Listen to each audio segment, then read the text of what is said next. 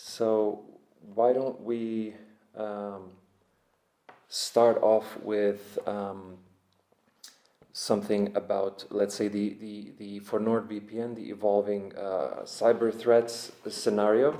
So, Marius, you've been knee deep in cybersecurity for a while now, personally. How have you seen this world change over the past 10 years, and what do you think keeps company leaders and everyday folks up at night when it comes to online threats? I think that technology, and especially in the cybersecurity field, we saw that threats are evolving and have been growing over the past decade, that's for sure. Not only one, but two things that we are speaking about right now a lot is AI, tools that are made with AI, of course, and quantum computing.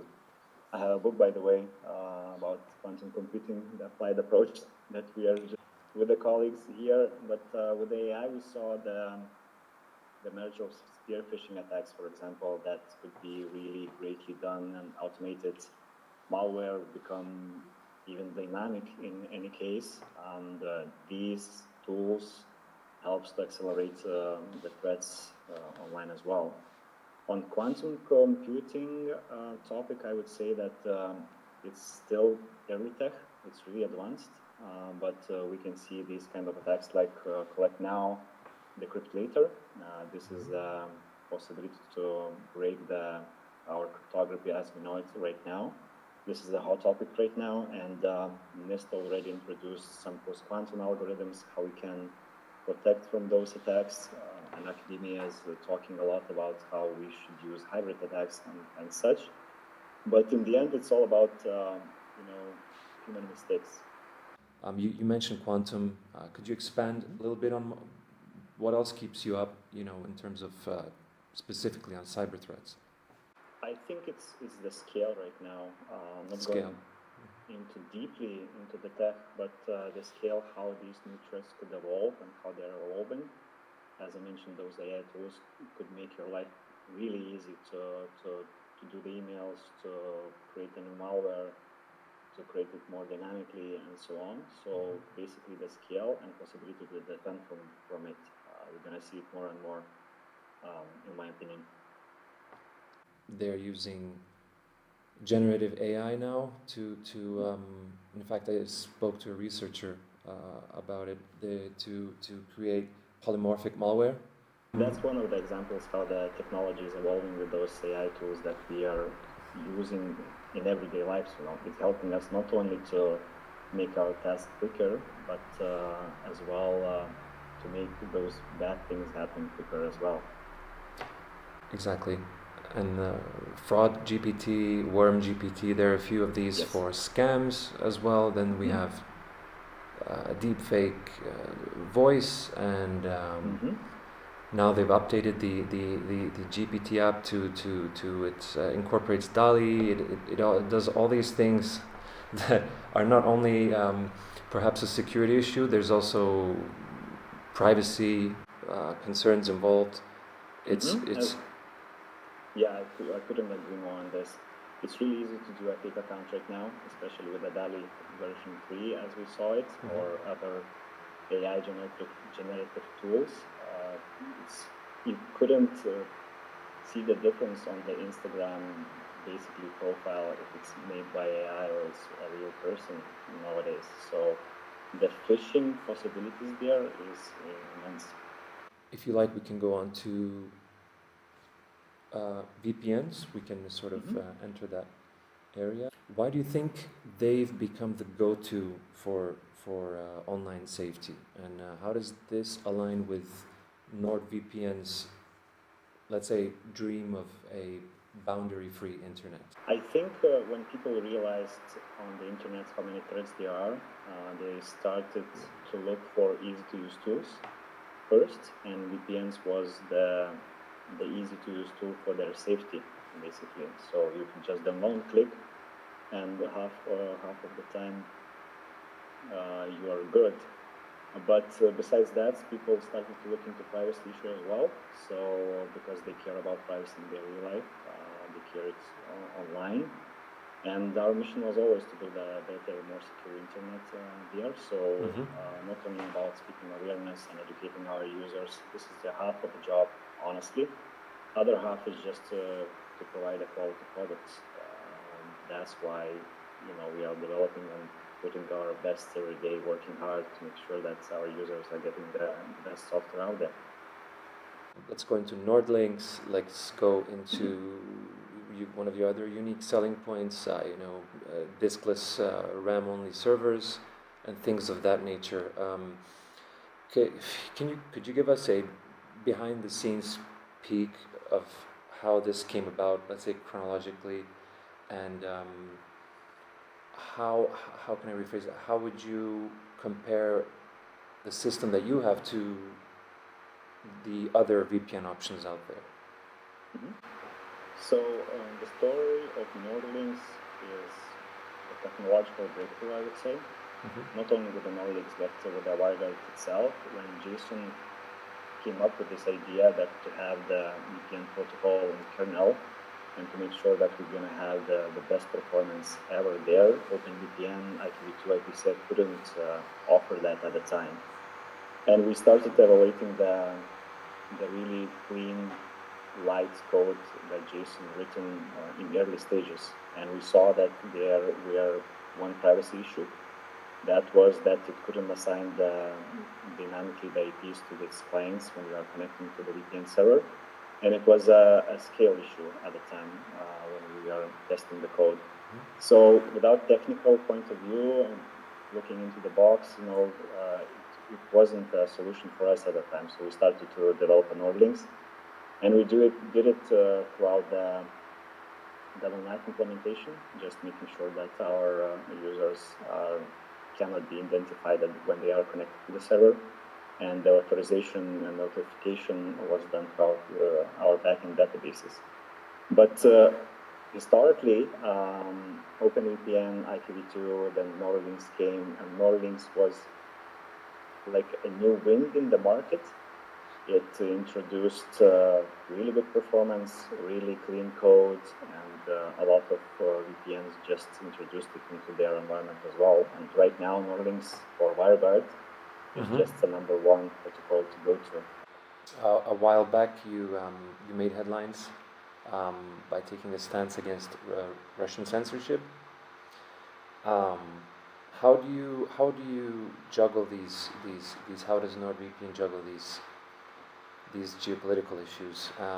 And when and if it gets tough, how do you ensure user privacy stays where it is? So, just before jumping into the case that you're talking here, Sure. I would like to say that we are committed to our customers, which is a crucial priority, right, for us. And in 2019, we had a letter from National Media Regulator at the time. It's called Roskomnadzor, something like that. And they were demanding that we change our service. And they were looking into blocking and access to the websites that we had the blacklist on this on their list. And we couldn't agree on that because it would be a violation and to our customers, right? So we decided to purge our servers from Russia, and because one of our values is to make sure to have a better, safer internet and just support the free speech. So it was a no-brainer for us. Next question would be this latest fantastic news that the funding round. You guys have really hit it big, NordSecurity, with the funding, and then many people. I don't really have to reiterate the news, but you can go ahead. Anything you'd like to say about that, and then what should users look out for? New products, a new direction for Nord. Floor is yours. So this was the second round for us. We attracted 100 million again into the NordSecurity, the whole NordSecurity, and it opens us strategic possibilities, especially working with these giants like Warburg Pincus around the world. And I think this is a good opportunity for NordSecurity as a whole to have the ability to introduce M&A acquisitions in our portfolio, maybe attracting new products that way. But it's really early to talk about this. But we have really cool new initiatives with labs.nordvpn.com. We call it Node Labs. We try to introduce new tools that uses AI as well. So I encourage you guys to go and check it out. One of the new products that we have here is Project Sonar. It uses the large language model in the backend, the ChatGPT, to just make sure that your emails that you have in your inbox are not fishy. So go and try it out. I think you tried it too, right? Yes, I tried it. Obviously, it's still in the developmental phase, but it's something that really that's required in this day and age. You know, I'm surprised Google doesn't have something like that by default. It's pretty interesting. I'm sure they'll catch on to what you guys are doing, but it's you know, phishing is so widespread today that it's unbelievable. As simple as it is, it's really one of the most successful attack vectors. You know, as you know, for these cyber criminals, and it's not expensive to do resource-wise, and it's massive. You have massive campaigns that are always end up being successful, and it's impossible. They keep changing their, they keep obfuscating themselves and updating their campaigns and targeting new groups of people. So it seems like a never-ending game. So something like Sonar is really fantastic, where you have the tool right in your inbox that can filter out and warn you about, especially someone who isn't tech savvy, say someone's grandparent or someone's uncle or someone who needs that alert. They're not necessarily us, but you know, because we would go through the sender address and everything, and you know, the average person. But it's fantastic, and I can't wait to try out the second tool after Sonar, as well as I've discussed with Egidius. Once it's ready. We're gonna see how it will go though. And we are cooking the third one. It's a little sneak peek about URLs. We're gonna look into those as well on the back end. We're gonna try to use AI there as well. Okay. Just before we get on to the next thing, in terms of AI, because that's the big hit word right now, what other implementations are you thinking? Where could AI? Where else could you implement it in the NordVPN system? Do you have anything you can share? We have this feature that's called threat protection. Yep. It's on our Mac OS and Windows users. It's available there, and we are using a lot of machine algorithms and AI models on the back end as well. The first one we are calling the phishing ML as well. And it is basically trying to catch zero-day URLs that were never reported somewhere else. And we are doing this pretty good. Right now, I'm still in the listening mode, just trying to test it and tune it as much as we can.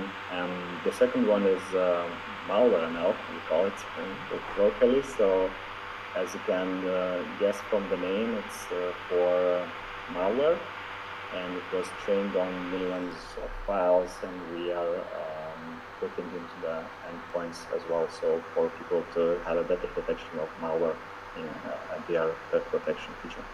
So that sort of comes into my next question about how NordVPN is more than just a business.